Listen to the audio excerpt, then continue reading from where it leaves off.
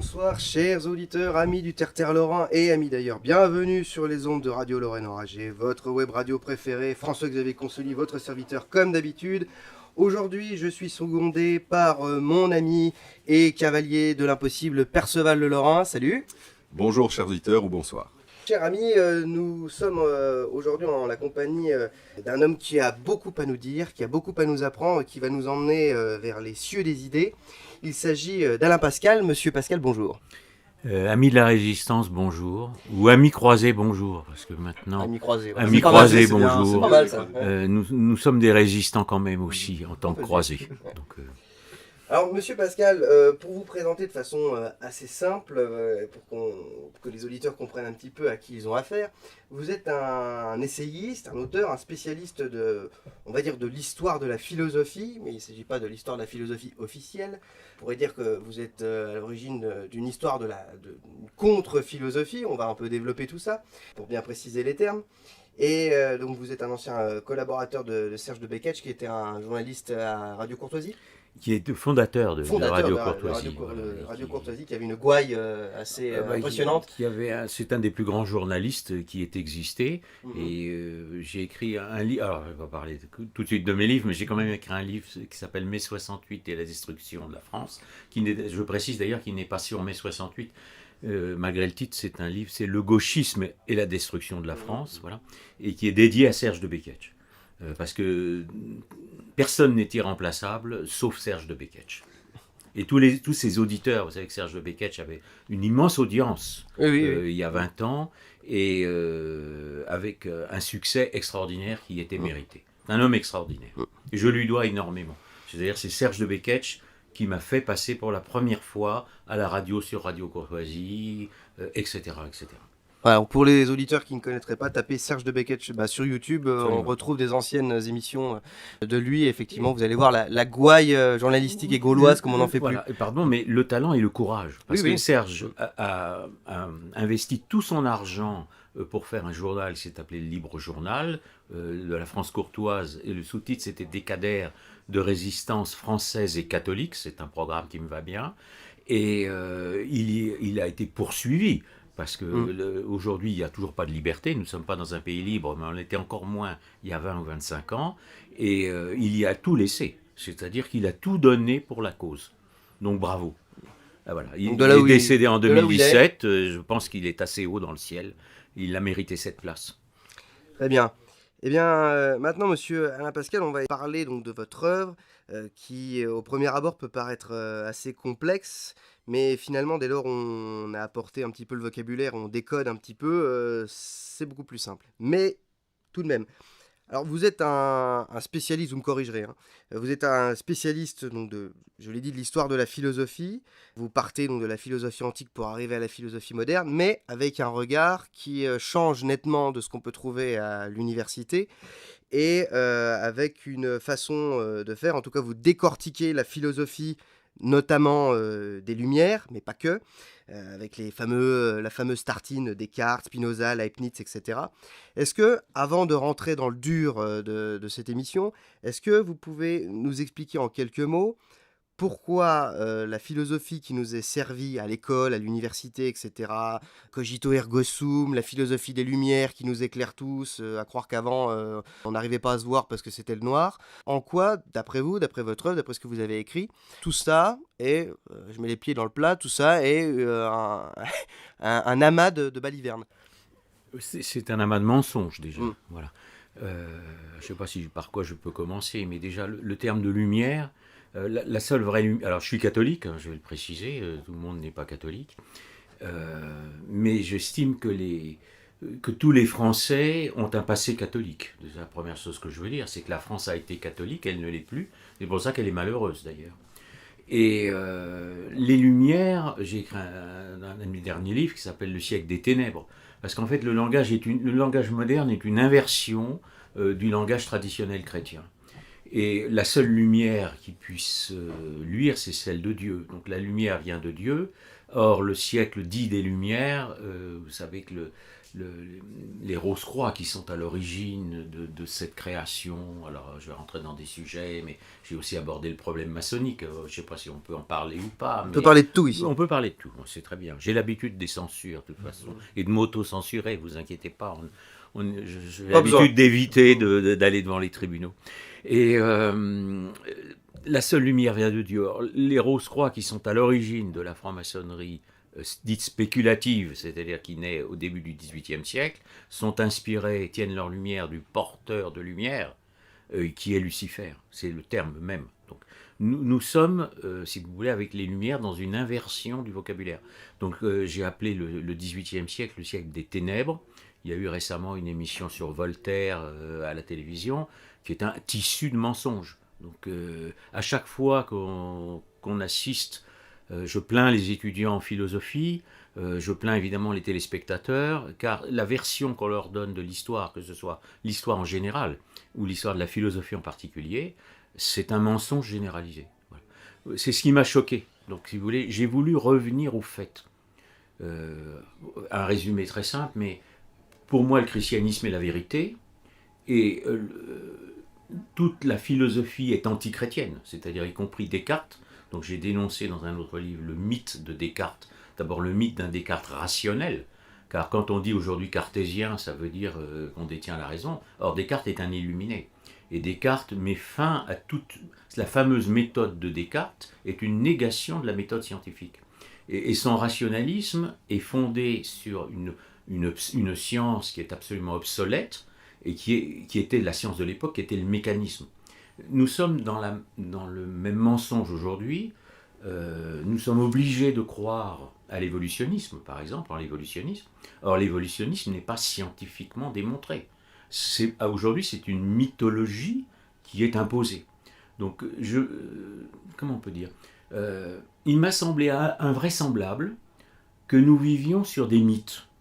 Le mythe d'une renaissance lumineuse, le mythe d'un Descartes rationnel, le mythe de lumière qui aurait apporté un progrès de la pensée alors qu'elles sont une régression, etc., etc.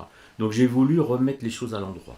Juste avant de te passer la parole, Perceval, oui. Histoire de balayer le premier reproche qu'on pourrait vous faire, qui est de dire, oui, très bien, en gros, on a un catholique qui s'exprime contre la philosophie des Lumières, quoi de plus normal, puisque la philosophie des Lumières lutte contre l'obscurantisme chrétien, etc. Précisons que votre œuvre, ce que vous avez écrit, les livres que vous avez écrits, ne sont, certes, sont les œuvres, sont l'œuvre d'un croyant, mais aussi d'un scientifique, de quelqu'un qui a recherché tout ça et n'est pas basé sur des extraits de la Bible, mais sur la recherche dans les archives, etc. Bien sûr. Ouais. Et ce que je voudrais dire aussi, c'est que je suis pas né dans un bénitier. J'ai été baptisé. À l'époque, les parents baptisaient leurs enfants. C'était une époque où moi j'ai la chance, je suis un petit peu plus âgé, vous êtes gentil, vous n'avez pas dit mon âge, mais je suis né en France, donc c'était habité par des Français, donc c'était assez sympathique. Je ne pense pas que les nouvelles générations peuvent savoir ce qui se passait à l'époque, avec tous nos défauts évidemment, comme tous les Gaulois. Et à force étant confronté à la fois à l'injustice, étant confronté au mensonge, je suis revenu à la défense du catholicisme. Donc je suis un catholique, j'étais déjà catholique, mais reconverti. Et dans mes livres, je dois préciser, on me l'a reproché aussi, mais je m'adresse aux païens. Je m'adresse à tout le monde. Parce qu'en fait, nous sommes tous dans le même bateau. La France a été la fille aînée de l'Église, un pays catholique, mais même quelqu'un qui aujourd'hui n'a rien à faire de la foi catholique doit se poser la question, est-ce qu'il vaut mieux pas, dans 20 ans, pardonnez-moi l'expression, mais continuer à bouffer du curé? L'imam est beaucoup moins comestible. Donc, si vous voulez, nous sommes tous, ce que je veux dire, c'est que nous soyons catholiques, que je suis, donc je le dis, et de la tradition évidemment. Catholique, c'est pas n'importe quoi. J'entends le terme, la tradition qui remonte aux apôtres, soyons très clairs, historiquement. Alors je vous le dis au niveau historique, parce que j'ai encore vu récemment un livre où il était écrit que le Christ n'avait pas vécu. Donc vous avez encore des gens aujourd'hui qui écrivent des livres comme ça. Donc ces gens sont ridicules. Et les gens qui achètent ces livres sont encore plus ridicules. Voilà. Mais ça crée un doute. Alors on peut ne pas être chrétien, Mais dire que le Christ n'a pas vécu, c'est comme si on disait Jules César n'a pas vécu, si vous voulez, c'est la même chose. Pardon. À ce propos, vous pouvez écouter la chronique Le christianisme expliqué à mes amis païens sur Jésus a-t-il existé Voilà. Et voilà, pour en savoir plus. Pour en savoir plus, c'est une certitude. Et ce que je veux dire, c'est que nous sommes tous dans le même bateau. Aujourd'hui, en tant que Français, n'est-ce pas, que nous soyons, de quelle que soit notre religion, ou pas de conviction, ou même politique, droite, gauche, nous sommes dans le même bateau, et le même bateau, évidemment, est en train de couler. Hein. Appelons les choses par leur nom. Donc il y a urgence, et nous sommes, en tant que Français, culpabilisés par des mensonges. Si nous étions culpabilisés pour des fautes que nous avions commises, ça serait différent, mais ça n'est pas le cas. Donc je tente, ça fait 25 ans, de faire un redressement de l'histoire, histoire elle-même, histoire de la philosophie en particulier, pour remettre les choses en place, simplement parce que la vérité historique, en fait, prouvera la vérité religieuse. C'est très simple. Voilà la démarche. D'accord. Et du coup, en partant donc de ce que vous disiez sur la philosophie des Lumières, la philosophie de la Renaissance, en fait la philosophie moderne, un des caractéristiques, je dirais, de votre œuvre, c'est de dire qu'en fait, le fond de l'air est gnostique. C'est-à-dire que derrière la philosophie qu'on pense très rationnelle, très terre-à-terre, etc., en fait, il y a quelque chose de religieux, il y a quelque chose de l'ordre du combat religieux, et on retrouve le fameux terme de gnose. Alors pour cette entrevue, on va évidemment pas revenir sur toute votre œuvre, mais sur un livre en particulier, qui est le premier tome de La guerre des initiés, si je ne m'abuse. La guerre des gnoses, pardon. Et qui s'intitule La pré-cabale, les ésotérismes contre la tradition chrétienne. Alors, on va justement, comme l'a dit mon comparse François-Xavier, essayer dans un premier temps de définir les termes pour que l'émission soit le plus accessible possible, même à ceux qui n'y connaissent rien, qui ne sont pas trop branchés langage philosophique. Et du coup, alors, il y a hasard du calendrier, il y a une semaine ou deux, je discutais avec un de nos collaborateurs, Pierre Louvers, pour ne pas le nommer, plutôt amateur de philosophie allemande du 19e siècle, et en particulier de Schopenhauer, et qui nous reprochait, à nous chrétiens, d'avoir fait du concept de gnose un peu un concept fourre-tout derrière lequel on range un petit peu toutes les philosophies païennes. Alors Alain Pascal, ma première question sera, est-ce que vous pouvez nous définir un peu les grands contours de ce qu'on appelle la gnose ? Alors, je vais d'abord vous dire quand même pourquoi je m'y suis intéressé. Excusez-moi, parce que... voilà. Je ne vais pas raconter ma vie, mais enfin, j'ai été avocat, donc c'est ma formation au départ, et j'ai été confronté au pouvoir maçonnique dans une affaire judiciaire, politico-judiciaire. Le classique, c'est-à-dire un député de droite, un député de gauche, impossible de les faire condamner. Ils étaient francs-maçons, le procureur l'était, le juge d'instruction l'était, et le ministre. Bon. Donc ça m'a un petit peu, j'étais jeune, ça m'a un peu choqué, appelons les choses par leur nom. Même chose en politique. Vous savez qu'il y a le fameux serment dit des B'nai B'rith, n'est-ce pas, qui est une maçonnerie confessionnelle, et qui interdisait aux hommes politiques de droite de s'unir avec le Front National. Donc je me suis dit, mais pourquoi, si nous sommes en principe en démocratie, pourquoi est-il interdit d'avoir des opinions et de les défendre ? Vous étiez démocrate, en fait. Oui, enfin bon, peut-être pas, je suis pas resté en tout cas. Mais au début, j'ai cru qu'on pourrait nettoyer les écuries d'Augias, n'est-ce pas ? Maintenant, je suis moins persuadé. Mais donc, j'ai d'abord écrit un livre, vous avez prononcé le mot des initiés, qui s'appelle La trahison des initiés. C'est un livre qui il y a 25 ans, sur l'histoire de la franc-maçonnerie. Bon, je ne vais pas en parler ici, mais ce que je veux dire, c'est que les obédiences se battent pour les places, d'une façon générale, mais elles sont réunies par une religion secrète qui s'appelle la gnose, la fameuse gnose. Alors qu'est-ce que c'est que la gnose ? La gnose, le terme vient du grec gnosis, c'est la connaissance réservée à des initiés. Donc il y a eu une gnose païenne. Donc par exemple, vous aviez une connaissance supérieure des mystères, les fameux mystères d'Éleusis, vous avez tout un aspect païen de la gnose, mais la gnose qui est postérieure au christianisme, c'est-à-dire que la gnose naît contre le christianisme dès le début du christianisme, cette gnose-là, elle n'est pas païenne. Cette gnose, elle est anti-chrétienne. Or, le christianisme n'est pas l'ennemi du paganisme. Pendant toute l'histoire des 20 siècles qui nous ont précédés, il y a eu des rencontres, il y a eu des disputes évidemment, mais il y a eu aussi des rencontres entre le christianisme, le paganisme antique, n'est-ce pas, de l'Antiquité, grec particulièrement, mais pas uniquement, romain aussi si on veut, et la tradition chrétienne. Et il y a eu une osmose entre les deux. Il y a eu, un chrétien, un catholique va dire une sanctification, c'est pas, on verra sur ce terme. Mais si vous voulez, du paganisme antique, mais ça aboutit en tout cas sur un plan historique à une civilisation qui est la civilisation de l'Occident chrétien. Donc il y a un passé occidental païen qui a été christianisé. Et heureusement d'ailleurs pour le passé païen.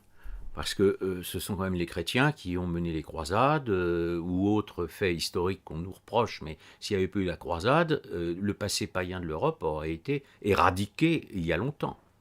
N'oublions pas ce drame qu'a été la chute de Constantinople en Orient, en 1453, et tout le passé romain païen a été éradiqué. Bon, l'islam a toujours fait table rase, n'est-ce pas, du passé païen occidental et oriental. Donc, voilà. Donc, je reviens là sur la gnose. Donc, je me suis dit, mais quelle est cette religion qui réunit nos ennemis? Appelons les choses par leur nom. Il y a longtemps qu'ils savent que je n'apprécie pas leur pouvoir. Et donc, j'ai voulu écrire l'histoire de la gnose. Alors, à partir du moment où le christianisme existe, alors on va essayer de s'entendre sur les mots, sur le vocabulaire. Donc connaissance réservée à des initiés, ça c'est le terme global. Ça, c'est la première chose. Mais il y a une deuxième. Alors la gnose va d'abord se construire contre le christianisme. Donc les premiers hérétiques, ce qu'on appelle les hérétiques, sont des gnostiques. Ce sont des gens partisans d'une gnose qui est différente du christianisme. Alors je dois, je ne veux pas être long là-dessus, mais... On y reviendra sur les on verra, d'accord, sur les hérésies, mais je veux dire, le mot gnose aurait pu être employé par des chrétiens. C'est-à-dire, par exemple, saint Paul reproche à un juif converti, je ne sais plus où, Apollo, je ne sais plus où, de faire du christianisme une gnose, en disant ça n'est pas possible, car le christianisme, en fait, alors c'est pas saint Paul qui le dit, là c'est moi, mais le christianisme est ce qu'on appelle un exotérisme, c'est-à-dire tout est révélé, n'est-ce pas, pour un chrétien, évidemment, le Christ vient révéler les choses cachées depuis la fondation du monde, pour s'exprimer comme René Girard, et pour ici rendre hommage aussi à celui qui m'a permis d'être ici aujourd'hui, c'est-à-dire à Sylvain Durin, notre ami libraire qui a écrit ce très beau livre, Ce sang qui nous lie. Je me suis dit c'est formidable, voilà quelqu'un de 35 ans qui connaît Girard. Bon, Girard, moi j'ai lu Girard il y a plus de 30 ans, et je ne suis pas un girardien pur sucre d'ailleurs, mais simplement ça fait partie des monuments, ça fait partie des gens qu'on devrait connaître pour pouvoir s'exprimer. Et donc voilà, j'ai voulu remonter à l'origine. À l'origine, le mot gnose a été employé donc par saint Paul, même par saint Irénée. Alors saint Irénée, on y reviendra aussi très bien, mais emploie le mot de pseudognose, parce qu'en vérité, la gnose étant une connaissance supérieure, il y a une vraie gnose qui pourrait être chrétienne. Alors, j'ai proscrit le mot dans mes livres, je vais résumer là-dessus, parce que le mot gnose est devenu l'ennemi du christianisme. Il est employé contre le christianisme. Donc, même s'il y a eu tout à fait à l'origine une connaissance supérieure chrétienne, ça n'est pas la gnose telle qu'elle est employée après. Et autre divergence, parce qu'elle est très importante, c'est que pour un chrétien, le salut est offert par la grâce. Or, la gnose est aussi ce qu'on appelle une sotériologie, c'est-à-dire une méthode de salut, par l'individu lui-même, sans la grâce, uniquement par la connaissance, par ses propres forces. Donc c'est un refus, si vous voulez, de la grâce qui serait reçue. Alors ça, c'est pour les chrétiens que je dis ça, pour les catholiques. En principe, doit savoir ce que je veux dire. Ça ne concerne pas les païens, mais il n'empêche que je suis dans cette logique-là. Voilà. Donc c'est à la fois un refus de la grâce, une sotériologie par la connaissance. Et le problème de ce salut obtenu, c'est qu'il est obtenu par ce qu'on appelle un ésotérisme, par opposition au fameux terme d'exo. C'est un langage qui est employé par des grands initiés et pas du tout chrétiens. Bon. Donc l'ésotérisme, c'est ce qui est caché. C'est ce qui est caché, c'est quelque chose qui est révélé. Le christianisme, il n'y a pas rien de caché dans le christianisme. Tout est dit. Tout est dit, le Christ dit tout, alors il le dit parfois sous des formes symboliques ou sous des formes, des paraboles, parce que d'abord il y a une question d'époque, mais tout est révélé, il n'y a pas une connaissance secrète, on sait tout. Après, avant de comprendre tout, c'est un autre sujet, 20 siècles après, on peut toujours réfléchir, mais la révélation, elle est complète, elle est définitive. Parce que comment vous faites la différence du coup entre le langage symbolique des paraboles et l'ésotérisme, parce qu'on pourrait très bien dire, ah bah oui, mais le Christ s'exprime dans un langage codé dont il faut décrypter les symboles. Et juste pour filer la question, moi je prends toujours l'exemple sur le devant de la cathédrale de Paris, Notre-Dame. Il y a un individu en plein milieu, je crois que c'est sur le pilier central, qui tient 2 livres.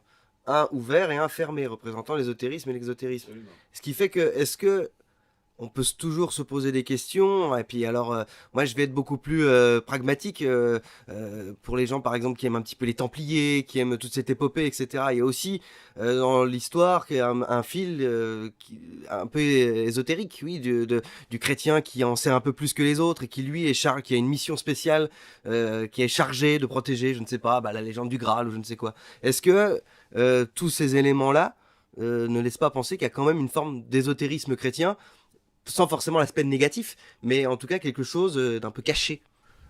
Il y a des gens qui le prétendent, mais ils ne sont pas chrétiens.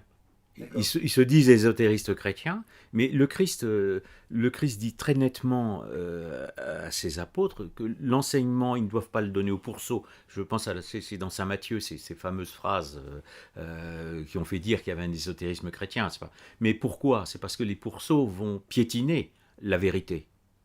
Mais la vérité, elle est entièrement dévoilée.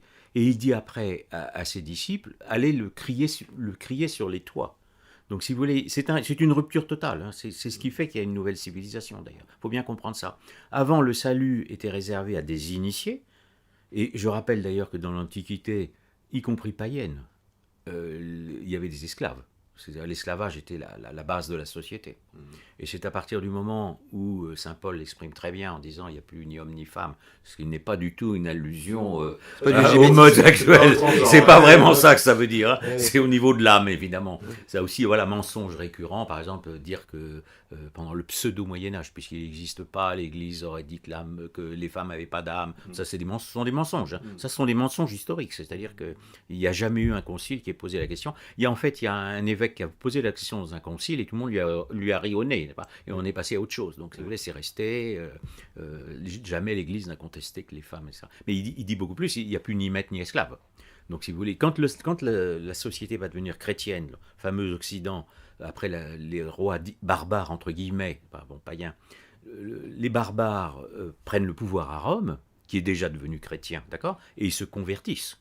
Et pendant le pseudo, j'insiste bien sur le pseudo Moyen-Âge, hein, c'est un de mes dadas. Bon, Lis Régine Pernoud à ce sujet. Oui, voilà, ou Jacques Hers, qui a écrit un livre magnifique qui s'appelle Le Moyen-Âge, une imposture, qui est magnifique.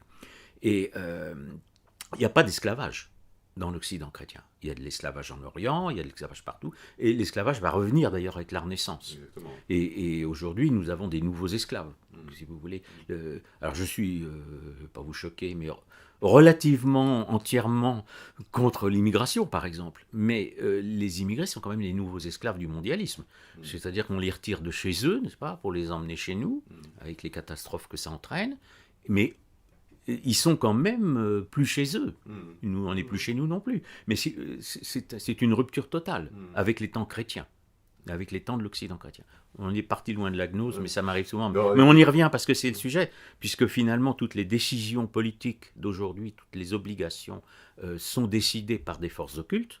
Bon, à partir de ce moment-là, et que la croyance, donc, notamment maçonnique et celle en la gnose est d'actualité. En fait, la gnose est à la base de la religion cachée du mondialisme. C'est pour ça aussi que je m'y intéresse. Je ne suis pas simplement un intellectuel qui se bat pour des questions théologiques, etc. Moi, je suis dans le réel. Je suis un homme qui a été confronté au réel. Et nous sommes tous confrontés au réel. Nous allons vivre un retour au réel. Le problème religieux est au centre de tout. Et le réel, évidemment, est dépendant des idées. Dépendant des idées, et les idées sont dépendantes des religions. Si vous voulez, toute l'histoire n'est pas politique. Il y a des incidences politiques, des crises. Parfois, elles sont exploitées. Hein. Pour la Révolution française, on provoque des mauvaises récoltes, où on les exploite. Mais le fond de l'histoire, c'est une guerre de religion. Ce sont que des guerres de religion. Dernier mot, mais toutes les civilisations traditionnelles, dites traditionnelles, païennes, étaient fondées sur des religions. La civilisation de l'Occident chrétien est fondée sur la religion chrétienne, mais notre nouvelle civilisation, dite nouvelle, des temps modernes, elle est aussi fondée sur une religion. Simplement, c'est une religion cachée. C'est la gnose. Donc, on n'est pas dans un laïcisme. Le laïcisme, c'est une illusion, conséquence. c'est une conséquence. On est, les dirigeants occultes du monde moderne ont une religion cachée, que les gens ignorent.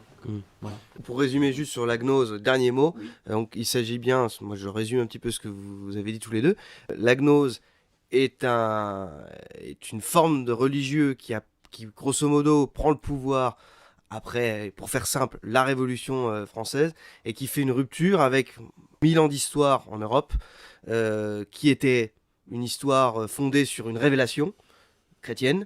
Et donc, à partir de là, si je comprends bien, la gnose peut être peut apparaître comme quelque chose de fourre-tout, mais c'est ni plus ni moins qu'un anti-christianisme. Absolument. Tout simplement. Absolument. Bon. Alors, avec une perversité extrême, c'est qu'elle s'est glissée dans le christianisme. C'est pas un ennemi de l'extérieur, c'est encore pire. L'ennemi de l'extérieur, vous le visualisez. C'est l'empereur romain qui va faire Les condamner au persécutions, martyr. etc. Et là, ça s'attaque à l'esprit. Là, c'est très différent, parce que la gnose fait croire qu'elle peut être chrétienne, et elle rentre dès le début, elle rentre dans le christianisme pour détruire le christianisme. Donc on résume. Une religion réservée à des initiés. Oui. Une religion ésotérique. Oui. Une religion où on pense que l'on obtient son salut par ses propres forces. Contrairement au christianisme où il faut à la fois on avance nous-mêmes, mais on reçoit aussi la grâce. Et du coup, je voudrais revenir sur un autre aspect qui semble, dans ce que vous écrivez, quelque chose d'assez général dans la conception du monde et de Dieu, qui est le monisme. Et vous dites que la métaphysique de l'Antiquité est moniste. Alors, pour les auditeurs qui ne savent pas ce que c'est, est-ce que vous pouvez nous donner déjà la définition du terme métaphysique, parce que on ne sait pas toujours ce que c'est, et nous définir ce qu'est le monisme. Alors, la métaphysique, je vais essayer de... Vous allez me poser des cols, là, je n'ai pas révisé. Hein. Je ne suis pas un examen de philo, mais qu'importe, ça va très bien. C'est ce qu'on appelle l'ontologie, c'est la doctrine de l'être. Bon. Si vous voulez, disons que c'est la doctrine générale de l'univers. Vous avez deux conceptions possibles. Pour la Bible, d'abord, on va se mettre dans le cadre de la Genèse, et le christianisme, évidemment. Vous avez Dieu, qui est le créateur, mais Dieu crée ex nihilo, comme on dit, à partir de rien. Bon. Donc vous avez un dualisme de l'être, vous avez l'être de Dieu, et vous avez l'être créé. Donc c'est ça le dualisme métaphysique. Ah, ça n'a rien à voir avec le dualisme cartésien. Hein. Excusez-moi, mais les mots... Le problème du langage philosophique et du langage en général, c'est que les mots chrétiens, d'une façon générale, sont repris par les ennemis du christianisme qui les retournent dans leur contraire. C'est le cas qui sont devenus folles, c'est ça ? Oui, c'est excellent. Et c'est notamment le cas de Descartes. Le mot rationalisme, par exemple, employé par Descartes, est le contraire de la définition qu'en ont donné les scolastiques chrétiens. Et alors évidemment, on emploie le même mot pour dire deux choses totalement différentes. Donc je reviens à la métaphysique. Hein. Je sais qu'il ne faut pas... Je peux partir dans tous les sens. Hein, pardon. Ouais, oui, il y a intérêt. On est déjà à 26 minutes, on essaye de tenir en non, sinon on en fait 3, ça va être compliqué, ça fait rien. Mais c'est quand même une donnée essentielle. Sinon, dans l'Antiquité, l'être est un, parce qu'il n'y a pas de Dieu. Ils ne savent pas que Dieu existe. Alors vous avez une humanité, j'ai un livre qui va sortir prochainement, excusez-moi, qui va s'appeler L'humanité en quête de Dieu. C'est tout cet esprit, depuis les primitifs d'ailleurs, de regarder vers le ciel et de chercher un Dieu finalement. Bon, à partir de la révélation, on sait que Dieu a un être et que l'univers est créé par lui.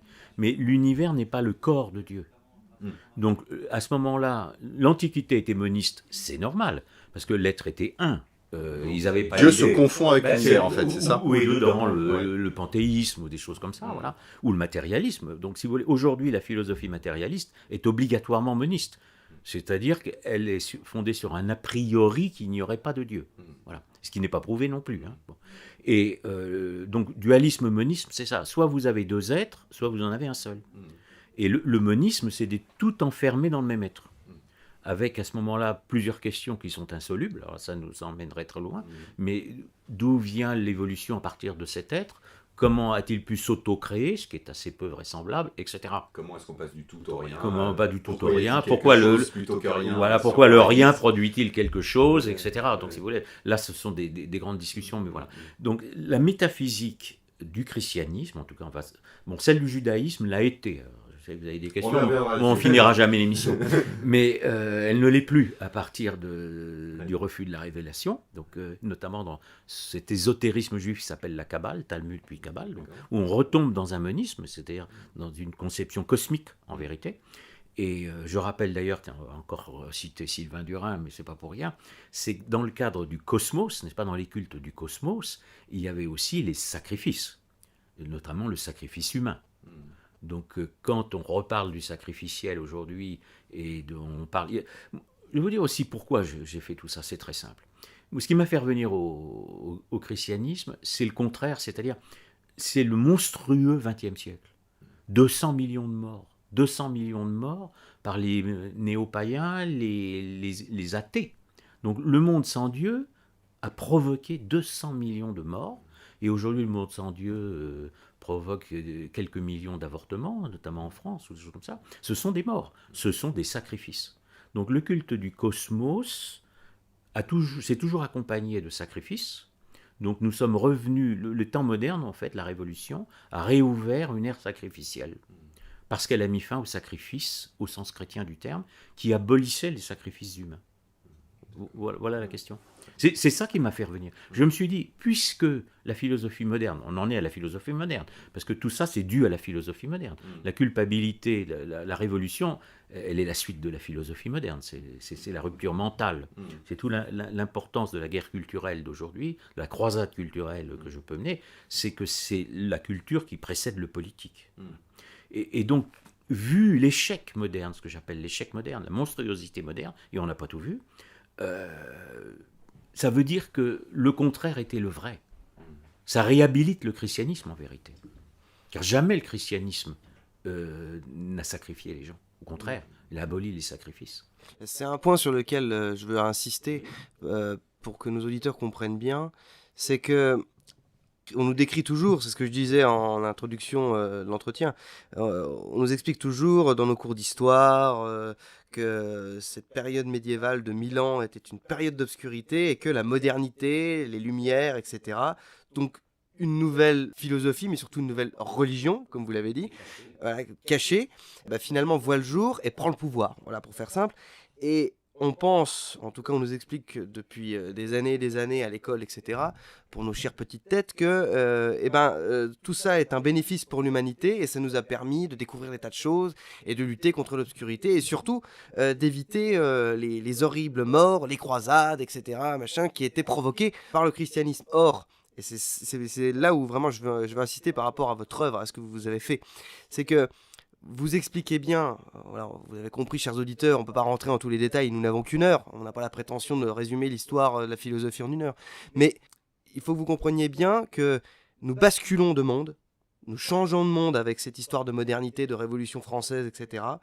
Et que en rien, c'est un bénéfice pour l'humanité. Et comme vous l'avez dit, on arrive en très peu de siècles, puisque on va dire 19e, 20e, en grosso modo 2 siècles, on arrive à 200 millions de morts, comme vous l'avez dit. Donc on n'est pas en termes de bénéfices, l'humanité gagne pas vraiment au change, quoi. Donc c'est ça que je pense qu'il faut souligner, que les auditeurs doivent comprendre, c'est que ça mérite des tas d'explications et des tas de lectures, certes, mais retenez bien ça, c'est que la modernité, ce qu'on appelle assez facilement peut-être, mais ce qu'on appelle la modernité, n'amène à la fin des fins qu'à une rupture, qu'à un déracinement complet avec l'idée, avec l'esprit qui a forgé l'Europe pendant près de 1000 ans, qui était le christianisme. Et en tout cas, voilà, comme je l'ai dit, l'humanité n'y a pas gagné au change. Ce que je voudrais dire simplement, alors sans rentrer aussi, j'ai fait plusieurs livres là-dessus, c'est que tout ce qu'on nous raconte est faux. C'est-à-dire que toutes les accusations portées sont considérablement exagérées. Par exemple, en 2 mots, mais les guerres de religion, par exemple. Est-ce que vous savez qu'il y a 10 fois plus de victimes catholiques que protestantes? D'abord, les protestants sont les agresseurs, on vivait en paix avant la réforme, l'Europe vivait en paix.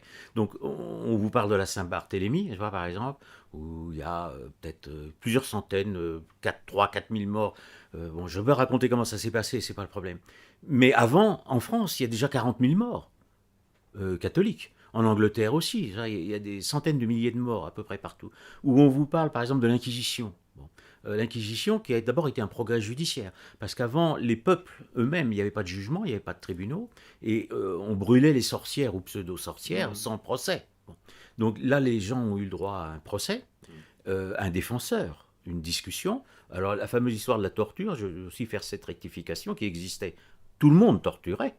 L'Antiquité païenne torturait, les tribunaux civils torturaient, et, je vais l'apprendre sans doute à pas mal de gens, c'est l'Inquisition qui a supprimé la torture.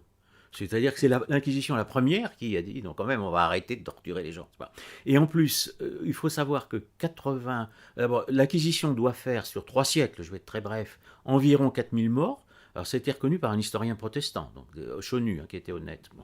4000 morts, excusez-moi, mais c'est pas beaucoup. Après procès. Alors, par exemple, l'épuration en France, après la guerre, fait 100 000 morts par les communistes sans procès. On va juste tuer les gens, des pseudo-collaborateurs. Il y a eu 3-4 000 procès, mais il y a eu... voilà. Donc, sans procès, sur 3 siècles. Voilà. Et en plus, 90... toujours des erreurs judiciaires. J'étais avocat, donc il y en a toujours. Ça, je peux le signaler. Mais... 90% étaient des coupables, notamment d'assassinats sur des prêtres. Donc, et d'actes de torture, d'une façon générale, de barbarie. Bon. Et que 90% des condamnations de l'Inquisition, c'était ce qu'on appelait ça c'est dans Régine Pernoud, que vous avez cité, ce qu'on appelait le mur large. C'est-à-dire, en fait, c'était une sorte d'assignation à résidence. Voilà. Vous étiez assigné à résidence, interdit de prosélytisme. Et que, par exemple, le fameux tuez-les tous, des croisades contre les Albigeois, on a fait ça, c'est un faux historique. C'est-à-dire, tuez-les tous, Dieu reconnaîtra les siens, c'est inventé par les encyclopédistes. Alors pareil sur l'Église contre la science, j'ai aussi écrit un livre où je parle du procès Galilée, etc. Mais le fameux et pourtant elle tourne, n'est-ce pas, c'est un faux historique. C'est inventé par... Il n'y a aucun historien qui ait pu assister, aucun papier, aucun témoignage du procès de Galilée fait dire qu'il a prononcé cette phrase, juste pour terminer, parce que c'est sans fin, mais Galilée n'ayant pas été condamné à cause de Copernic, Copernic étant un chanoine catholique, encouragé par l'Église. Donc, si vous voulez, moi, je rétablis la vérité historique. Je ne dis pas que... Alors, quand Charlemagne conquiert l'Empire, c'est certain, son empire, il le fait avec l'épée. Il faut appeler les choses par leur nom. Voilà. Il y a évidemment des conquêtes, mais ça n'est pas le catholicisme qui a commis cela. Voilà. Et dernier mot, puisqu'on a évoqué les croisades, je rappelle qu'elles étaient défensives. C'est-à-dire que le pape décide à ce moment-là de porter les croisades en Orient, parce que pour éviter que l'Europe soit envahie, pour protéger les pèlerins, mais aussi parce que l'Europe est directement menacée. Donc c'était une nécessité de porter le conflit en Orient pour pas que l'Orient nous détruise. Voilà. Etc. Revenez à notre gnose. Oui, excusez-moi. Non, mais c'est intéressant. On refera d'autres émissions à Pascal pour que vous ayez le temps de tout dire, mais voilà, pour essayer de vraiment de... Mais je veux quand même cadrer, parce que si vous voulez, on vit sur tellement de mensonges, on se sent culpabilisé. Si vous regardez les médias, vous avez l'impression qu'on a commis tous les crimes de l'humanité. Et pas du tout. Les catholiques sont les victimes, en grande partie, de tous les crimes qui ont été commis, et surtout depuis la Révolution. Et encore aujourd'hui, ils sont martyrisés. Et puis même la fameuse révolution dite française, puisqu'en fait c'est un complot, ça c'est un autre sujet, mais il y a quand même 500 000 morts à peu près dans la Révolution. Vous avez peut-être 8 ou 15 000 prêtres, mais les 500 000, on les trouve ailleurs. C'est-à-dire, le peuple a été victime de la Révolution. Les exécutions, alors il y a des nobles, mais il n'y a pas 500 000 nobles et prêtres. Il y a le génocide vendéen. Il y en a déjà 200 000. Bon, mais là, au génocide, on cloue quand même les enfants vivants sur les portes devant leur mère, on éventre les mères. Enfin, la Révolution, il y a même du cannibalisme, c'est-à-dire même à la prise de la Bastille, on commence à manger les morts. Les tanneries de Pouimet. Etc. Mais enfin, bon, il faut quand même... on est quand même combattu par des sauvages, appelons les choses par leur nom. Pour revenir un peu sur le sujet de la gnose, du coup, dans votre livre, du coup, la pré-cabale, vous parlez notamment de l'ésotérisme juif, et du coup, ma question ce sera, est-ce que le gnosticisme... Alors, du coup, il y a des gnoses avant le christianisme, on est d'accord. Il y a des gnoses après le christianisme. Cette gnose-là se construit en réaction, si je vous ai bien suivi, au christianisme. Et ce gnosticisme-là, donc on ne parle pas des gnoses d'avant, mais de celui-ci, est-ce qu'il trouve sa source unique dans l'ésotérisme juif, ou est-ce qu'il y a d'autres sources ? Alors, je vais dire dans l'ésotérisme juif, c'est-à-dire quasiment totalement. Bon, il y a une connotation païenne qui reste. Il y a une compromission, en fait, de païens avec les juifs. Mais la source elle-même, bon, il y a 3 sources que je donne là, dans mon livre. Donc la pré-Kabbale, alors ça, je vais peut-être dire un mot quand même. Non, on le fera après. Conclura On sur la conclura Kabbale. là-dessus, très bien. Donc, qu'importe. Mais les 3 sources, ce sont les Esséniens, les fameux Esséniens. Alors, le Christ n'étant évidemment pas un Essénien. Il y a des gens qui vendent beaucoup plus de livres que moi en écrivant n'importe quoi, et qui sont très à la mode. Hein. Voilà. Mais bon, passons. La communauté des Esséniens qui se situait où à peu près? En tout cas, le bassin méditerranéen. Ah est, ouais, voilà, voilà. de toute façon, on est tout près. Il y en a proche de Jérusalem, il y a Kram, enfin, Qumran, etc. Bon, c'est une secte juive qui est, c'est contesté, tout est contesté, mais en gros, du 1er siècle avant Jésus-Christ. D'accord. Voilà. Et qui, après Jésus-Christ, va être, j'en parle parce que c'est une des sources de la gnose d'un mouvement qui va s'appeler les Ébionites. Donc les Ébionites, qui sont les très importants dans les premiers gnostiques, donc adversaires, ce sont en fait des Esséniens qui sont convertis plus ou moins, et plutôt moins que plus, au christianisme, mais qui reviennent à une forme de judaïsme. D'accord. Voilà. Ce sont des espèces d'entre-deux. Voilà. Alors dans ces Ébionites, il y a le fameux Carpocrate, qui est l'ancêtre des communistes. Il est l'ancêtre des communistes et des gauchistes aussi, parce qu'il met aussi toutes les femmes en commun, mais c'est très pratique. Alors eux, là on le fait, je crois qu'elles sont consentantes, mais après vous aurez des sectes protestantes où elles ne sont pas consentantes. Je parle de temps en temps aussi des anabaptistes, n'est-ce pas, où il y a un fameux anabaptiste qui est juif aussi, enfin qui est un tailleur qui a changé de nom, et lui il tue tout le monde en prenant ces gens de l'aide, ils prennent la ville de Trèves, parce que j'ai écrit là aussi un livre sur la réforme comme révolution, bon, ils prennent la ville de Trèves, ils tuent tous les hommes, ils se partagent les femmes. Et il y a une femme qui est récalcitrante, parce que dans le mariage catholique, on veut rester fidèle à son mari, même s'il est mort. Et ben, on lui coupe la tête, puis c'est tout. Ça, les autres sont obligés d'obéir. Voilà, je reviens, pardonnez-moi. Donc les Esséniens. Les Esséniens, mais c'est pareil, parce que c'est la filiation. Okay. Il y a eu beaucoup de sectes dans le pseudo-Moyen-Âge où il y a eu des problèmes de mœurs, en dehors de... Quand on rompt avec le décalogue, on rompt avec toutes les lois naturelles. Bon, nous le vivons aujourd'hui, donc c'est tout à fait d'actualité. Ça, c'est la première source. Deuxième source de la gnose, donc c'est une source juive. Deuxième source principale, c'est le fameux... Je vais commencer peut-être... Oui, Philon le Juif, donc on va peut-être en reparler, parce que c'est l'ancêtre d'un mouvement philosophique, c'est aussi pour ça que ça va m'intéresser. Je vais donner donc, qui est le grand philosophe d'Alexandrie. D'accord. Et vous avez la troisième source du gnosticisme, celui qu'on appelle le père du gnosticisme, qui est Simon le magicien. Bon, Simon le magicien comme son nom l'indique. Les deux sont mentionnés dans la Bible d'ailleurs, si je ne m'abuse. Tout à fait. Simon le Philon, je ne sais pas. Mais, Simon le magicien, c'est sûr. Simon, c'est sûr, il est dans les Actes des Apôtres. Avec un épisode d'ailleurs très intéressant, c'est que Saint-Pierre et Saint-Jean vont ensemble, j'insiste sur le ensemble, en Samarie, parce que ce sont des Samaritains, ce sont des Juifs samaritains, et que Simon, c'est celui, il veut payer pour pouvoir faire des miracles. C'est là que vient la simonie. Mais évidemment, les apôtres le rejettent, et j'insiste ensemble. J'insiste ensemble parce qu'il y a des gens, je ne vais pas les nommer, mais qui prétendent descendre de l'église de Jean. Il y aurait une église de Jean. Or, Jean est avec Saint-Pierre. Donc, ils rejettent ensemble le magicien. Et Jean était au milieu des Esséniens, donc ce qui fait dire à certains qu'il était... On vend bien des livres comme ça. Mais si vous voulez, donc, ils sont ensemble. Donc il n'y a pas une église de Jean séparée de celle de Pierre. L'église qui est une, c'est historique qu'elle soit une, rejette le magicien. Le magicien qui est à la mode, parce que les enfants d'aujourd'hui, ils ont un petit magicien comme héros. Ou la fête d'Halloween, c'est une fête des sorcières et de la magie. Donc on dit toujours dans la même logique, c'est d'actualité. Tout ça. Donc on rajoute un autre parti de la gnose, c'est la magie.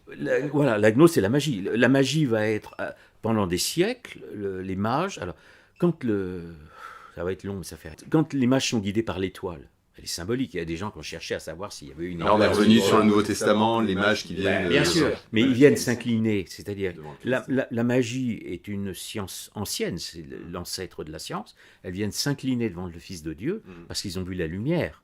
L'étoile, c'est la lumière. Et donc, toutes les sciences, à ce moment-là, sont dans le christianisme. Et ceux qui sont les mages, d'ailleurs, dans l'épisode biblique, ne repassent pas chez Hérode, parce qu'ils savent qu'ils ont brisé un tabou. Et les mages, ensuite, vont toujours être les ennemis du christianisme jusqu'à aujourd'hui. Et leurs descendants. Donc ces trois sources-là, les trois sources de la gnose sont juives. Il n'y a pas de doute. Et juste qu'on comprenne bien aussi, donc là vous parlez par exemple de Simon le magicien, le mage, la magie, etc. on est face, puisque rappelons aussi que le christianisme naît en opposition, ouais, je mets des guillemets, mais il faut faire simple et court, en opposition au judaïsme, et que cette opposition-là donnera naissance à un autre judaïsme. Bref. Oui, tout à fait. Voilà, si je comprends bien, le christianisme naît à une époque où le paganisme est régnant et une petite communauté d'individus qu'on appelle les juifs donc, ont déjà créé une religion. Et parmi ceux-ci, il y a des individus donc, qui prétendent à la pratique de la magie. Voilà. Et donc ce sont ces individus-là qui vont donner naissance à la fameuse gnose. C'est voilà, Simon le magicien est le père officiel du mouvement antichrétien qu'on appelle le gnosticisme. Voilà. Et il est le fondateur de la première secte des Illuminés. Et alors là... Qui donnera naissance à des tas et des tas de clubs. De sectes, évidemment. Les Illuminés de la Révolution sont les descendants très lointains jusqu'à aujourd'hui. Alors justement, pour rebondir, parce que François Gaillet, tu disais que le christianisme naissait en opposition au judaïsme. J'imagine que ça peut se nuancer un petit peu. Il existe donc évidemment un lien entre le judaïsme et le christianisme, mais vous dites que c'est une erreur de parler de judéo-christianisme, mais que l'on doit pouvoir parler de métaphysique judéo-chrétienne. Pourquoi alors ? Parce que la Genèse est commune. Bon, la Genèse, la révélation faite aux Juifs prend son sens avec le Christ. C'est le Christ qui explique tout ce que les Juifs n'avaient pas compris. Alors, ça leur plaît pas, évidemment, quand on dit qu'ils n'avaient pas tout compris, mais c'est comme ça. Voilà. La Trinité, etc. La Trinité, elle n'a de sens que s'il y a le Fils. S'il n'y a pas le Fils, il n'y a pas de Trinité, etc. Donc, à ce moment-là, en fait, le judaïsme est éteint. Il n'y a plus de judaïsme. Vous avez un deuxième judaïsme qui s'appelle toujours judaïsme, mais c'est plus la même religion. Puisque ce sont les Juifs, sont les prophètes juifs qui ont annoncé le Christ. On rejoint la philosophie. Par exemple, un philosophe comme Maïmonide, qui est un grand philosophe kabbaliste du XIIe, va rejeter les prophètes juifs parce qu'ils annoncent le Christ. Ah oui, d'accord. Voilà. Et la plupart des gauchistes actuels sont des juifs apostats, c'est-à-dire sont des gens qui ont renié le judaïsme parce que le judaïsme annonçait le christianisme. Alors, quand vous dites opposition, c'est pas tout à fait vrai. Le Christ, il vient accomplir ou parfaire. C'est-à-dire qu'en fait, il vient expliquer tout ce qui n'avait pas été encore dévoilé. Voilà. Et à partir de ce moment-là, il y a un pouvoir rabbinique qui perd en fait il perd son pouvoir religieux, parce que le clergé, à ce moment-là, ça devient les apôtres. Et là aussi, j'insiste sur le fait qu'il y a une filiation historique. Je ne suis pas un historien. Les apôtres, les premiers évêques, etc., on a tous les noms, on a toutes les filiations. Et à ce moment-là, il y a plus, le judaïsme n'existe plus, en fait. C'est un autre judaïsme qu'on va appeler rabbinique, et qui va devenir talmudique. Donc, après le Christ, le Talmud est écrit, et après le fameux judaïsme kabbalistique. D'accord. Voilà. Alors, vous savez que dans les gnostiques, il y en a plusieurs qui rejettent l'Ancien Testament. Donc il y a une sorte de rupture, on va appeler ça, alors ça va être compliqué, mais un golem gnosticiste, c'est-à-dire une création juive qui se retourne contre son créateur. Le golem, c'est un personnage créé et qui se retourne contre son créateur. Bon. Et donc il y a des gens des gnostiques qui rejettent l'Ancien Testament. Alors vous savez que l'Église ne rejette pas l'Ancien Testament. On l'interprète avec le Nouveau, mais il n'est pas rejeté. On ne rejette pas la Genèse, on ne rejette pas les prophètes juifs. Mais voilà, le problème se pose à ce moment-là, est-ce qu'il y a encore un judaïsme ? On l'appelle toujours judaïsme, mais ça n'est plus tout à fait la même religion. Alors en tout cas, il n'y a pas de religion judéo-chrétienne, parce que la divergence, c'est l'incarnation, le sacrifice du Fils, la rédemption. Les deux religions sont totalement différentes. Il y a en principe une métaphysique, qui est celle de la Genèse, mais les Juifs ne la respectent plus dans leur Talmud et dans la Kabbale, parce que la Kabbale, qui est donc la tradition ésotérique juive, est officiellement, parce que je me suis basé évidemment sur les historiens des religions, dont Eliade, qui était gnostique, c'est pas le problème, mais Mircea Eliade, c'est une compromission de l'ésotérisme juif avec les cultes cosmiques, c'est officiel. Donc, si on fait un lien, parce que donc il y a le gnosticisme qui est inspiré par l'ésotérisme juif, qui fait aussi, parce que j'imagine comme il y avait d'autres gnoses avant le christianisme, notamment chez les Romains, dans les cultes. En fait, est-ce qu'il y a une espèce, c'est ce que j'ai cru percevoir dans le clip, une espèce quand même d'alliance un peu entre les deux, avec les initiés égyptiens aussi, des choses comme bien ça. sûr, parce que la gnose est particulière. La compromission se passe à Alexandrie, avant dans ce qu'on appelle la période hellénistique. Alors, J'ai aussi écrit un livre contre la Renaissance, parce qu'on fait dire que la Renaissance fait revenir l'hellénisme, c'est faux. La Renaissance ne fait pas revenir la Grèce, elle fait revenir la culture d'Alexandrie, hellénistique, qui est une culture décadente, où les philosophes, déjà les stoïciens notamment, se présentent, ce sont des cultes du cosmos, stoïciens qui sont aussi les ancêtres des communistes, tout ça, il y a de l'actualité, officiellement, mais bon d'accord, après on n'aura pas le temps, ça fait rien. Mais si vous voulez, ils sont illuminés par le soleil judéo-égyptien. Vous avez déjà une compromission, notamment dans le fameux filon le juif, qui revient à un monisme métaphysique et qui est illuminé par le soleil judéo-égyptien. Vous avez d'ailleurs, l'ésotérisme égyptien est extrêmement important. Il m'a semblé voir une marionnette il n'y a pas longtemps faire un discours devant une pyramide. Il n'a pas fait devant, quand il y avait encore Notre-Dame. Voilà. Donc si vous voulez, il y a une actualité de tout ça. Donc en fait, il y a une alliance entre une gnose juive et une gnose païenne. Il s'est ajouté le fait qu'autour des empereurs romains, il y avait un pouvoir juif économique déjà, notamment par Alexandrie, qui était très important en centre commercial, et vous aviez aussi des initiés païens et des philosophes païens, notamment les stoïciens, justement. Marc Aurèle, qui est un persécuteur, est un philosophe.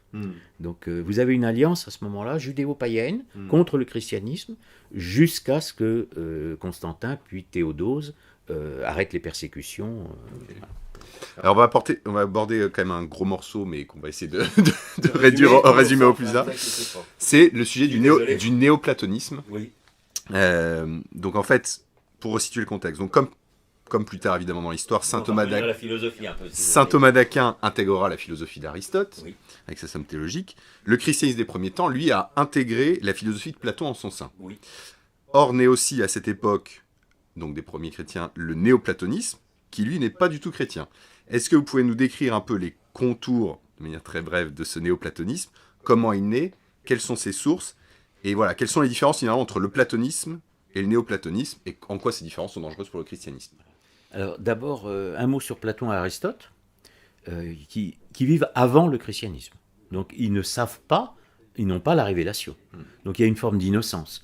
Ils sont tous les deux en quête de Dieu. Il y a dans Platon et Aristote comme un appétit de Dieu, n'est-ce pas? Mais ils n'établissent pas en philosophie le dualisme métaphysique. C'est-à-dire que le Dieu de Platon, qu'il tient de Socrate, enfin bon, je ne vais pas insister là-dessus, c'est un Dieu, c'est un esprit interne au cosmos, c'est ce qu'on appelle un démiurge. Voilà. Bon. Donc, c'est toujours un monisme. Voilà. On est dans le monisme. Ils sont dans un monisme métaphysique, mais ils ont déjà notamment Aristote, donc ce sera plus facile à christianiser si on veut, a cette idée déjà d'un Dieu providence, d'un Dieu créateur. Bon, Platon, c'est vraiment encore... Platon a beaucoup de croyances qui sont très anciennes, la métempsychose et des choses comme ça, qui tiennent de l'Inde, etc. Mais les deux peuvent être...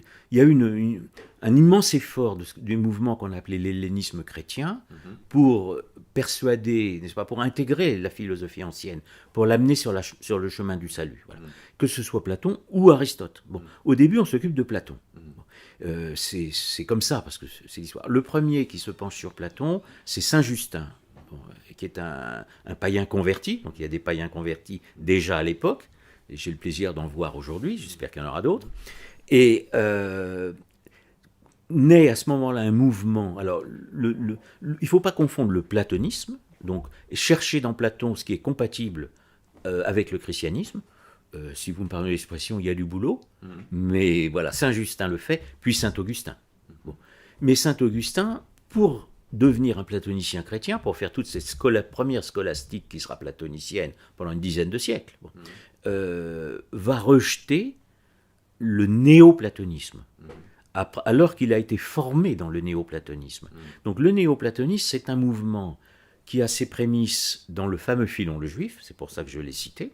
Toute la philosophie des gnostiques, il y a plusieurs sectes gnostiques, elles sont toutes de philosophie néoplatonicienne. Donc c'est un mouvement qui interprète Platon à la lumière de l'ésotérisme judéo-égyptien. Donc, et il redevient moniste. La métaphysique du néoplatonisme, la métaphysique du néoplatonisme, elle va être exprimée au IIIe siècle par un immense philosophe païen qui s'appelle Plotin. Voilà. Et dont on commence à parler maintenant. Moi, j'en ai parlé dans mon livre il y a 20 ans, mais je peux vous jurer qu'on n'en parlait pas beaucoup. Bon, et Plotin va influencer pendant 10 siècles toute la philosophie, notamment la philosophie dite arabe, et qui n'est pas arabe. tout étant faux dans l'histoire officielle, je suis désolé de faire ces restrictions à chaque fois. Et là, c'est une métaphysique de l'un. Pour Plotin, tout est un. C'est extrêmement important parce que toute la philosophie dite musulmane va en fait ne pas refaire venir Aristote, mais faire revenir Plotin. C'est-à-dire, le néoplatonisme interprète Platon, mais aussi Aristote, à l'aune de l'ésotérisme judéo-égyptien. Donc vous avez une opposition totale entre le platonisme chrétien et le néoplatonisme qui est incompatible avec le christianisme. Or, Saint Augustin, vous savez que Saint Augustin, il est fils de Sainte Monique, mais lui-même mène une vie païenne, même débauchée, puisqu'on le sait après par ses confessions.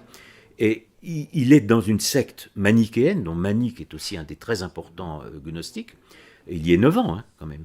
Et il est instruit en philosophie, dans la philosophie de Plotin. Mais il va rompre avec Plotin.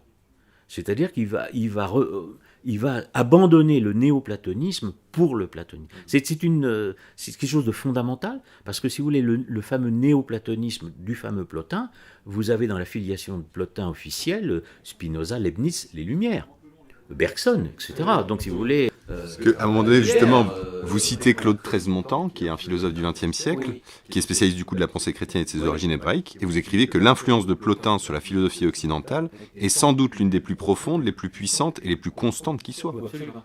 Donc, et ça, on n'en parle jamais. Jamais. Et alors, ça, Treize-Montant, c'est un drôle de personnage. Je ne l'ai pas connu, mais enfin, voilà, j'ai découvert ses livres il y a 30 ou 40 ans. Il y a du bon et du moins bon. Mais sur ce plan-là... Vous avez su tirer le meilleur en bon chrétien. C'est lui qui m'a fait comprendre, en tout cas. Il faut reconnaître ce qu'on doit à des gens qui ne sont pas... il était catholique, mais enfin, il y a des discussions. Mais il m'a fait comprendre que finalement, le problème, ce n'est pas Platon ni Aristote, c'est l'interprétation. Et en fait, quand vous avez le fameux XIIIe siècle, quand les scolastiques, donc saint Thomas, vont discuter sur Aristote, c'est une rupture avec le néoplatonisme aussi, si vous voulez. Que l'on discute de Platon ou d'Aristote, ça n'a aucune importance. Ce qu'il faut, c'est les mettre dans le moule de la révélation chrétienne. Voilà. Bon, on va accélérer un peu parce que vous avez une dédicace après. Alors il faudra... Ils vont attendre. Ouais. On refera un autre entretien là, Pascal, parce qu'il y a trop de choses. Il y aura un épisode 2. Alors, on va essayer de sélectionner les questions. Pardon, mais si vous voulez, il faut expliquer un petit peu. Alors, je pars un peu dans les choses. Mais on le voit bien, de toute façon, comme on n'arrête pas de le dire, tout ça s'étale sur des siècles et des siècles, et ça sous-tend des rencontres. Hier ou aujourd'hui, c'est le même adversaire. C'est la même chose. C'est une attaque permanente qui revient sous d'autres formes. Donc la philosophie moderne, si c'est ça que vous vouliez dire, elle reprend les attaques gnostiques en les modifiant. Mais c'est la même attaque. D'accord. Descartes, c'est la même chose. Descartes est un néoplatonicien. Descartes reprend le néoplatonisme. Donc en fait, le principal danger du néoplatonisme, c'est son monisme en fait. Absolument. Ok, très bien. On va finir sur un sujet qui tient particulièrement à cœur à nos auditeurs, qui est le lien entre christianisme et paganisme, avec beaucoup dans les milieux païens, certaines visions de l'histoire, etc., avec certains clichés qu'on va essayer un peu de démonter ici. Alors, le premier, c'est que dans les milieux païens, on reproche souvent au christianisme d'avoir récupéré les symboliques et les fêtes païennes, comme par exemple la fête de Yule, transformées en la fête de la naissance du Christ qui est Noël, et vous racontez qu'au moment où l'Empire romain devient petit à petit chrétien, le christianisme récupère le symbolisme solaire propre au culte païen, et du coup, je voulais savoir comment est-ce que ça s'est fait, et est-ce que c'est de la simple récupération politique en fait? D'abord, ça s'est très mal passé. Parce que les initiés païens n'ont pas du tout apprécié l'étude notamment des apologistes qui voulaient récupérer le symbolisme. Alors d'abord, je voudrais dire que le symbolisme n'appartient à personne. Ni aux païens, ni le symbolisme, c'est c'est dans l'héritage de l'humanité. Donc tout le monde peut après interpréter les symboles à sa façon. Mais le symbolisme, il est général, le soleil, voilà. Ça. Bon, j'ai encore aussi là un livre qui va sortir, mais surtout tout ce symbolisme, c'est très important. Parce que si vous voulez, la lutte entre le soleil et la lune, vous l'avez en Égypte, etc. Donc le symbolisme n'appartient à personne. Les apologistes chrétiens se sont penchés sur le paganisme, il y en a d'ailleurs qui sont revenus au paganisme, parce que les hérésies viennent aussi de là. Pour essayer de faire comprendre qu'on pouvait se réunir. Et si vous voulez, il y a eu des luttes. Il y avait notamment le culte de Mitra, qui était un des derniers monothéistes solaires qui s'est opposé au christianisme. Et d'ailleurs, même Constantin, au départ, ce qu'il veut, c'est un monothéisme. Il veut que l'Église soit pour lui, parce qu'il y a un aspect politique là-bas, dans la conversion. Bon, okay. Mais ce qui s'est passé, ce que je voulais dire, c'est qu'il y a une osmose entre les deux. Il y a eu des luttes entre initiés. Donc les initiés païens n'ont pas du tout apprécié que les chrétiens viennent essayer de récupérer. Mais il fallait récupérer leurs symboles et il fallait récupérer les fêtes païennes. C'est-à-dire, vous avez le calendrier païen, il a été récupéré par le christianisme. Le christianisme n'a pas inventé son calendrier. Il s'est fondu dans le cycle, qui était c'était des cycles de la nature, puisque notre calendrier il est basé sur la nature. Mais c'est pas incompatible, puisque Dieu est le créateur de la nature. L'ordre naturel, il est créé par Dieu. Donc ça se concorde. Il sanctifie, c'est ce que vous disiez. Il sanctifie, au début, l'ordre naturel, il est créé par Dieu. Donc il retrouve en fait. Il y a d'ailleurs en morale, par exemple, des convergences entre la morale païenne, certaines morales païennes et chrétiennes. Et il y a des païens qui respectaient leurs femmes, hein, pas tous, mais il y en a. Bon. Donc si vous voulez, le mariage chrétien, c'est pas une invention. Simplement, il est oint, c'est-à-dire qu'il a une sanctification, parce qu'il est béni. Voilà. Il y a un plus. Alors évidemment, c'est jamais agréable pour des gens d'entendre, de dire qu'on apporte un plus. Je vais vous prendre un exemple, mais peut-être très différent. Vous n'avez pas vécu, mais moi, oui. En 89, quand vous avez la chute du communisme, excusez-moi, ça va venir sur un sujet très terre-à-terre. Moi, j'avais des amis communistes, en faculté, etc. Et ils sont décontenancés. C'est-à-dire qu'ils ne comprennent pas ce qui arrive. Ils se disent, c'est pas possible. La chute de leur monde. C'est une fausse chute, au demeurant. Puisqu'en fait, le communisme a gagné la guerre culturelle, puisqu'aujourd'hui, son langage est passé partout. Bon. Mais eux, ils ont été complètement perdus. Donc il est tout à fait normal que quand l'Empire devient chrétien, vous avez des nostalgiques du paganisme. Mais ce que je veux leur expliquer, c'est que au niveau philosophique, la vraie raison, elle n'est pas païenne. C'est-à-dire que Platon et Aristote, qui sont des immenses génies, n'ont pas réussi à établir en métaphysique le rationalisme ni la liberté humaine. L'Antiquité n'est pas passée à la liberté humaine. Ils avaient cette aspiration, mais ça n'est pas passé dans le politique, alors que c'est passé avec le christianisme. Donc il y a quelque chose en plus. Il faut accepter. Il faut accepter. Il y a une part qui nous a été révélée, et une intelligence qui est supérieure à la nôtre, simplement parce que c'est l'intelligence du Créateur. Nous ne pouvons pas tout savoir. Bon, saint Thomas dit ne scrute pas, il établit une science, une méthode, mais n'ausculte pas ce qui nous dépasse. Il y a des choses qui nous dépassent. Il faut l'accepter. Sinon, on commet un péché d'orgueil qui s'appelle le péché originel. Donc en fait, le christianisme, où qu'il aille d'ailleurs, en fait, il n'a pas du tout la logique de la révolution qui est faisons table rase du passé. Absolument. Il récupère toujours, pas dans un mode de récupération politique, mais parce qu'il estime qu'il y a pas de pur mal nulle part et qu'il y a toujours du bon à tirer, mais qu'il faut le... Et leur faire comprendre qu'on les emmène plus loin. Notamment la liberté.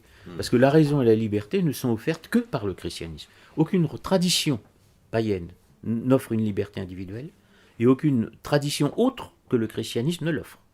Y compris ceux qui se revendiquent de la Bible, parce que, très simple, ni le judaïsme ni l'islam. Donc si vous voulez, soyons très clairs là-dessus. Il n'y a de liberté que dans le christianisme. Dernière question, personnellement. Oui. Alors, laquelle je choisis ? C'est toujours sur les païens en fait. Tout va rester sur un sujet religieux du coup. Donc l'Empire devient officiellement chrétien avec l'empereur Constantin. Alors, on va pas revenir dessus, mais vous dites que vous reconnaissez que c'est une adoption plus politique que religieuse. Et pour continuer sur Constantin... Ça ne plaira pas à tous les catholiques radis cette fois-là, mais bon, moi j'essaye d'être honnête. Hein. Je dis, voilà. Et du coup, il est coutume de dire dans les milieux païens qu'il est l'auteur du dogme de la Sainte Trinité, puisque c'est lui qui a convoqué le concile de Nicée en 325 qui définit ce dogme. Pourquoi, selon vous, du coup, cette affirmation est fausse ? Et comment expliquer à nos amis païens, d'une manière générale, que les dogmes ne sont pas inventés durant les conciles pour des raisons politiques ? Oui, mais ça, c'est certain. Alors, d'abord, la Trinité, elle est dans l'Évangile. C'est-à-dire, je vais conclure. Elle est dans l'Évangile. Elle n'est pas inventée à ce moment-là. Elle est partout dans l'Évangile. Alors, il y a des 1000 théologiens qui ont déjà décrit tout ça. Constantin lui-même n'est pas baptisé quand il convoque le concile pour des raisons politiques.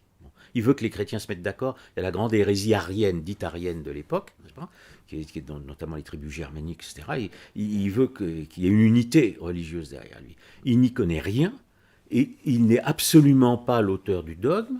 Il n'intervient pas dans le concile, on essaye de le tenir au courant, il ne se convertira que sur son lit de mort. Le grand théologien, c'est saint Athanas, qui est un oriental d'ailleurs. Et vous savez que c'est très... Alors on va conclure sur ça parce que c'est l'actualité. Le concile de Nicée, il y a une majorité d'évêques qui sont pour l'arianisme. Donc le concile de Nicée, c'est 325. Oui. Une des hérésies. Quoi, déjà il conteste la nature divine du Christ. Voilà, il n'y a pas la double. Je résume. Ouais. Puis je m'en suis souvenu, vous avez de la chance, je n'ai pas révisé. Mais il y a tellement d'hérésies. Mais si vous voulez, saint Athanas, finalement, persuade tout le monde, revient aux Écritures. Voilà. Et donc la Trinité, elle est dans les Écritures, elle a toujours été là, simplement elle est exprimée, elle est affirmée contre cette doctrine hérétique. Les hérésies ont souvent permis à des conciles de réaffirmer la même doctrine, de l'expliquer mieux, mais elle n'est pas inventée à ce moment-là. Et puis ce qui était transmis de tradition orale avant. Tradition orale, etc. C'est comme le dogme de l'Immaculée Conception, par exemple, qui est établi en milieu 19e, mais qui est trouvé dans les documents du Mais bien sûr, mais si vous voulez, c'est extrêmement important, parce que vu la crise que nous vivons dans l'Église, il faudrait bien en sortir un jour. Donc ça veut dire, nous avons aujourd'hui des évêques hérétiques, appelons les choses par leur nom, enfin, moi je le pense. Bon. Mais il faudra bien qu'un jour, il y ait un concile, un grand théologien qui vienne revenir à la tradition dans l'Église, la rétablir. Donc elle est là la solution. Ce qui s'est passé en 325, je souhaite à tout le monde ici, ce sera ma conclusion, que ça se passe maintenant, qu'il y ait un nouveau concile. Alors ça ne sera pas un empereur... ça c'est une vieille lune, ça fait vendre aussi des livres, mais Constantin n'a rien à voir... Il convoque le concile, évidemment, il y assiste, mais il n'a aucune influence sur le concile, il n'y connaît rien. Il n'y connaît rien au christianisme. Donc lui, ce qui l'intéresse, c'est l'unité de son empire. Voilà, soyons très clairs. Donc voilà. Avant de laisser conclure mon ami François-Xavier, est-ce qu'on peut finalement résumer l'opposition entre christianisme et gnosticisme par cette fameuse phrase du Christ qui dit « Père, je te rends grâce, car ce que tu as caché aux savants, tu l'as révélé aux tout petits ». C'est magnifique. Et moi, je vais juste conclure, parce qu'après c'est vous qui allez conclure, mais je veux dire d'une phrase à tout le monde, c'est que le combat ne doit jamais cesser. Je suis un peu plus âgé que vous et je suis heureux de voir une nouvelle génération. Et je dirais à tout le monde simplement, n'oubliez pas, nous sommes des croisés. Voilà. Eh bien, chers auditeurs, vous l'avez compris, tout ça est complexe, certes. Il y a beaucoup de choses. Il y a eu un amas de noms, de dates, de connaissances, etc. Mais la première des choses que vous avez à faire si vous voulez comprendre, il s'agit de lire l'œuvre de notre invité. Donc, on le rappellera jamais assez. C'est Alain Pascal, qui a écrit notamment... plusieurs ouvrages, donc l'islam et Kabbale contre l'Occident chrétien, la Renaissance est imposture, la Réforme, cette révolution, ça c'est dans le cycle de la guerre des gnoses, si vous voulez justement en savoir plus sur ce qu'on appelle la gnose. Le cycle de la conspiration des philosophes avec les sources occultes de la philosophie et le siècle des Rose-Croix. Et j'espère d'ailleurs, puisqu'on parlait de deuxième épisode, j'espère qu'on fera ce second sur cette histoire de la philosophie, les Rose-Croix, la modernité, et qu'on parle aussi de Pascal, qui est très, très important et dont on parle assez peu finalement, puisqu'on parle la France, le pays de Descartes, le pays cartésien, mais c'est plutôt le pays de Pascal, mais ça on essaiera de développer ça dans un épisode 2. Et donc voilà, chers auditeurs, on a essayé d'être le plus clair possible, mais on le répète jamais assez, une vidéo YouTube c'est un début, après il s'agit de lire, donc lisez. Monsieur Pascal, merci beaucoup. C'est moi qui vous remercie. Et on espère vous retrouver pour un deuxième épisode, voire 3, voire 4, et toute une saga, on sait jamais. Voilà. Merci Perceval. Merci mon cher François-Xavier, c'était très intéressant. Et chers auditeurs, vous savez ce qu'il vous reste à faire. Si ça vous a plu, ça mérite un pouce bleu, ça mérite un commentaire, un partage avec vos amis, ennemis, païens, qui j'espère ont été nombreux à nous écouter. Et comme d'habitude, la vie commence toujours demain. Et au Lakers. Au Lakers.